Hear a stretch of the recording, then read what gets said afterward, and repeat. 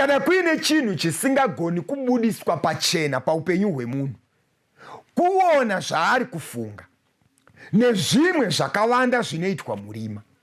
Bhaibheri riri kuti izvozvo zvacho zvakaitwa murima nezvakafungwa, isu tikasabona action yakatorwa, kunyangwe zvanga zvakanaka zvakafungwa zvacho, kunyangwe zvanga zvakanaka zvakaitwa murima zvacho, but Bhaibheri rati Mwari anga achizviona.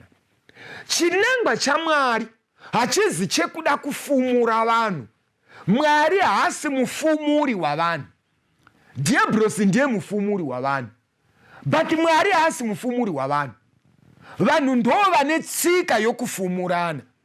Anti muri kutondera mukadzi akabatwa achiita ufeve, vanhu ndo kuuya naye kuna Jesu, zvikanzi tamubata achiita upombwe pamene. Saka pamurayiro waMozisi pakanzi vanoita zvakadai vanofanirwa kuurawa. Saka imi munoti chii? Zvikanzi naJesu.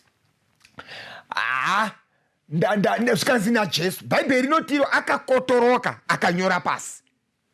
Kunyora pasi isaini yokuti mudare raMwari hamuna tsika yokufumurana pakuipa kwemunhu. Saka ndatora quotation iyi ndichida kuratidza vateereri kuti zano raMwari harisire kufumurana. Mwari haazi mufumuri, Mwari haazi mufukuri wavanhu. Anofanira kuti zvakaipa zvemunhu zvibve zvapublishwa, zvobudiswa panewspaper. Mwari haasi mufukuri wezvivi zvavanhu. Mwari anotsvaga vanouya kwaari. Ndosaka Isaiah chapter 1 verse 18 yechiti uyai zvino titaurirane. Iyeyo kuti Mwari haashuviri kufukura vanhu.